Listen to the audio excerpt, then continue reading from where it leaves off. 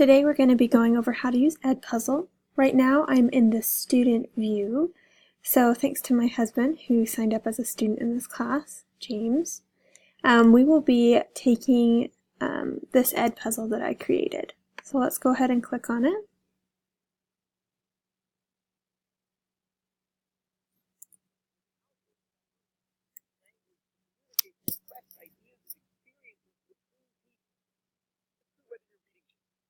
See, it won't let me skip.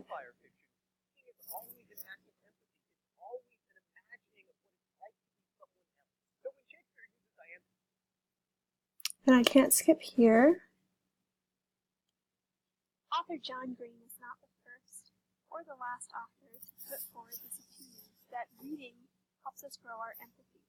In fact, a couple hundred years ago, a famous romantic poet, Percy Shelley, argued the same thing in his poetry of defense. He said, "A man to be greatly good must imagine intensely and comprehensively. He must put himself in the place of another, many others, and the pains and pleasures of his species must become his own. The great instrument of moral good is the imagination." In other words, Percy Shelley, like John Green here, both argue that literature is not simply something we do for fun, but it helps us grow our imagination and understand others who we wouldn't understand normally. Through literature, we literally get to live in the shoes of another character, another person, in another place or time. Doing this allows us to grow empathy for others. So next time you're asked why is reading important, think about this. Think about a time that you felt your empathy grow because of a book you read. And we'll continue watching the video after that audio note.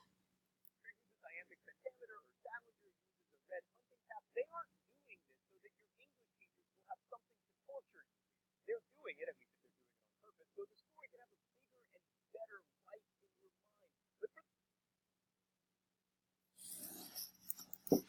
So here again I can't skip, but I will put in a free response that answers the question.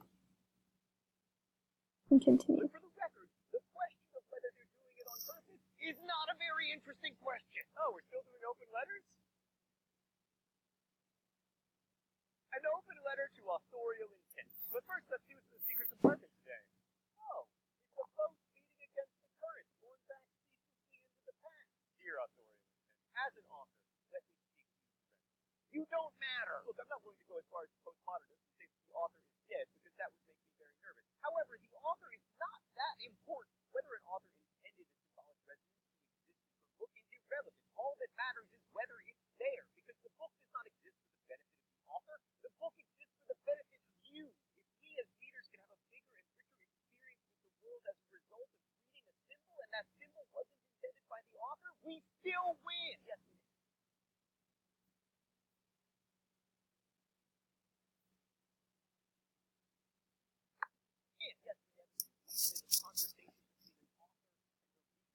Give yourself some power in that conversation, reader.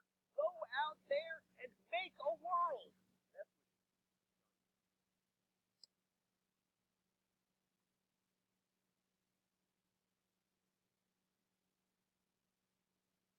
So we've read the comment and we'll continue with the video.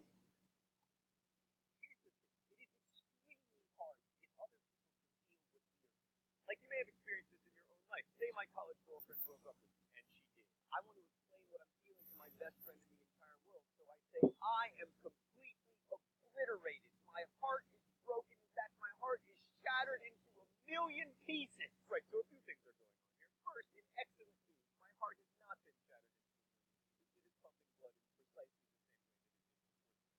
Secondly, in further good news, I am not totally obliterated. Total obliteration of me would look like this. I'm using the techniques of hyperbole in the case of obliteration and metaphor in the case of my broken heart to try to describe the things that are happening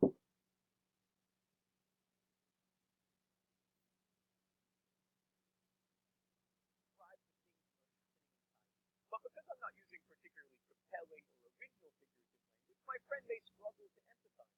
And this is my best friend in the entire world. Now imagine that you're trying to communicate far more complicated and nuanced experiences and emotions, and instead of just trying to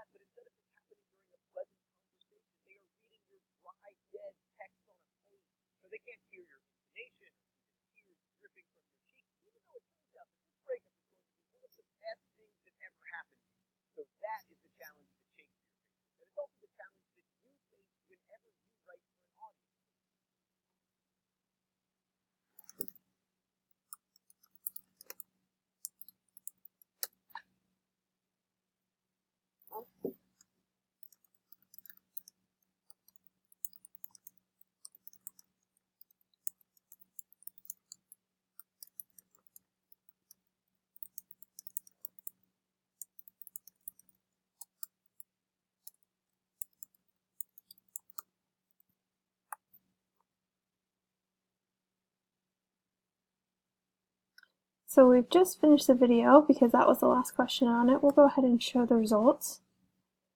So this is what the student can see. Obviously there's still some that needs to be graded, so we'll come over here to the teacher view. And I'm going to go over to my classes. We're in 9th grade English. So let's come in here. We see that he's watched 90% of the video. He's turned it in on time. So let's go ahead and look at his responses. So since this is just a sample, we'll go ahead and give him 100%. Here we are, 100%, 100%. And I can also leave feedback as well if needed. If I come over here to gradebook, we're in English 9th grade. Here we can see the grades. We can see the due date, which is July 5th. And also export the grades as well. So I can pull that up here.